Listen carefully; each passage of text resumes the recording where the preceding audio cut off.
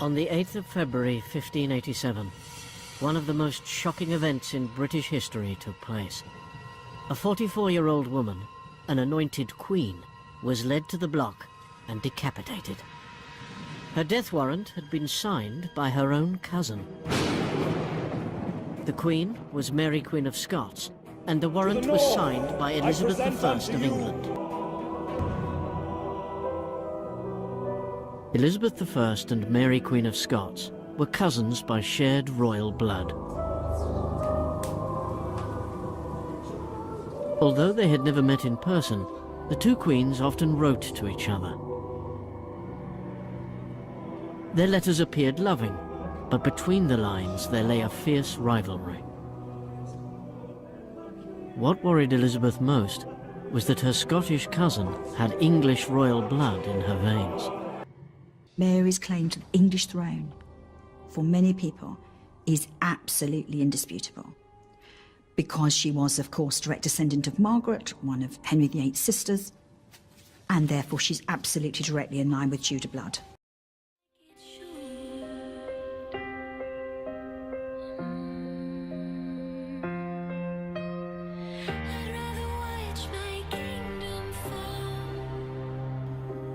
In July 1565, Mary, Queen of Scots, was married. The groom was an Englishman named Henry Stuart, Lord Darnley. Darnley, like Mary, was a Catholic, but Scotland was a Protestant country, and Mary's court was dominated by ruthless Protestant lords. Protestant lords, being ruled by a Catholic queen with a Catholic husband, was a double nightmare. None of this mattered to Mary. She had married the man she loved. Right now, Mary had a more urgent concern. Her relationship with her new husband, Darnley, was already beginning to unravel. He was becoming a pain. He was becoming a bore. He was drinking far too much. He's incredibly vain. He's incredibly narcissistic. He's got no sense of how dangerous these Scottish lords can be. But it wasn't just bad boy behavior that made Darnley a threat to Mary. He had dangerous political ambitions too. Little did Mary know that her decision to marry Lord Darnley was about to blow up in her face. In February 1567, Mary, Queen of Scots, took one step closer on the road to her death. Mary's husband, Lord Darnley, was brutally and spectacularly murdered. Everyone wanted to know who killed Lord Darnley. The chief suspect was a man named James Hepburn, Earl of Bothwell. Bothwell was one of Mary's closest allies at the Scottish court, but now he was a prime suspect in her husband's murder. Refusing to distance herself from him was Mary's next fatal mistake. In Edinburgh and beyond, there was talk. Mary was in the most perilous position of her life. Now Bothwell was about to drag her over the brink.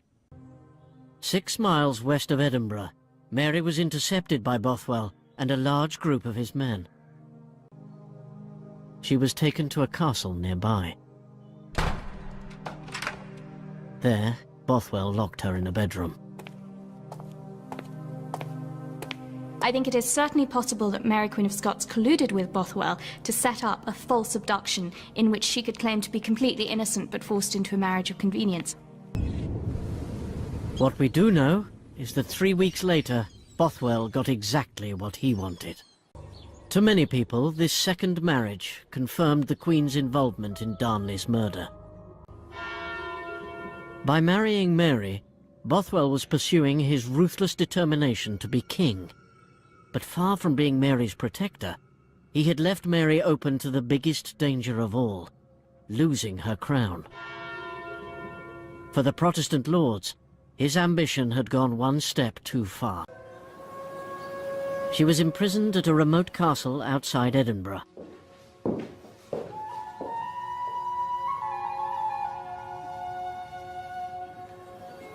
Her baby son, James, was taken into the care of the Protestant lords. Mary would never see him again. Emotion.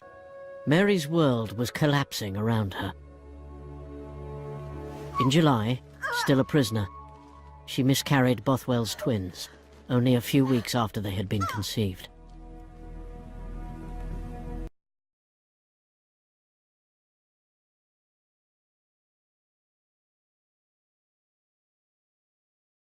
Shortly afterwards, Mary's baby son James was declared king.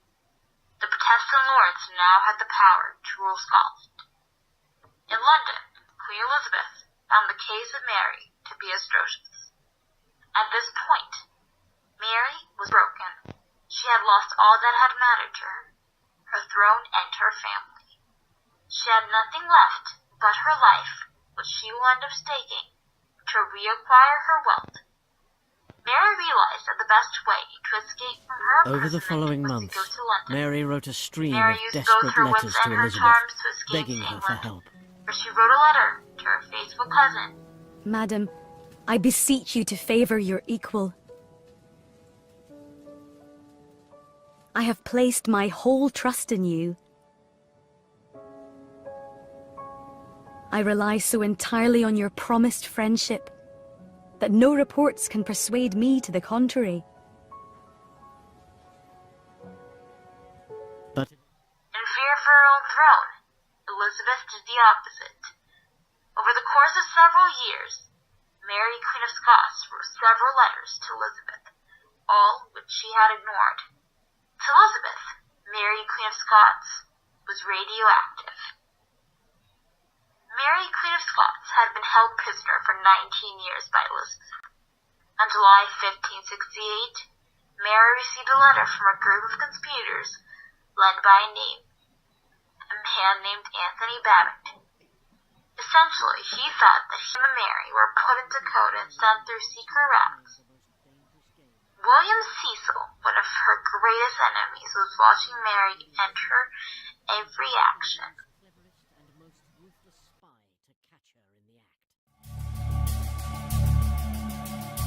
The affair being thus prepared, then shall it be time to set the 6 gentlemen to work.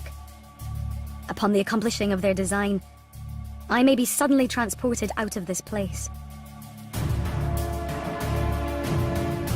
Mary had given her consent to the death of Queen Elizabeth I. One of Cecil's spies had intercepted the messages between her and Babington and decoded it. The evidence was evident, and Mary's involvement could be seen from her signature alone.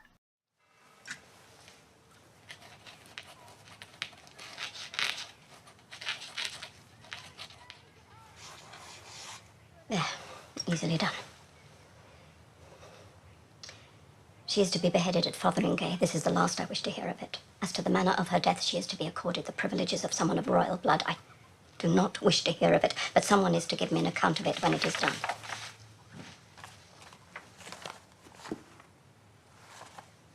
Wait!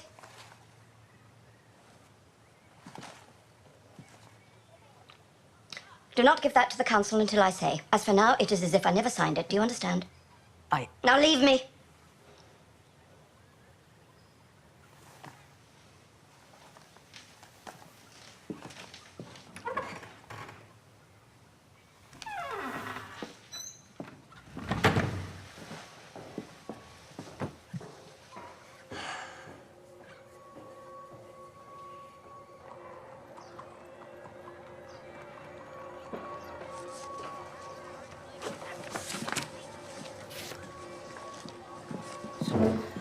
Why should Her Majesty ask a man of no great experience to bring this document to her for signature, and then... She chose him deliberately, my lords. She wants the woman dead, but she cannot bear to give the order. This was ever her way. Sideways, sideways, sideways. The Earl of Leicester is right. We must all put our hand to this order of execution. Or else I tell you, gentlemen, we will all hang.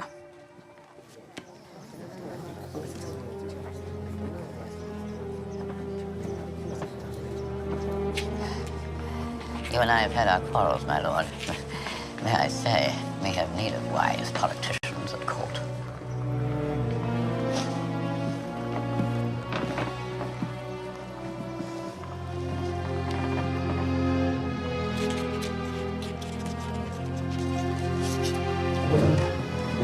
Now, who will witness the execution? And tell her the deed is done. I will do it myself.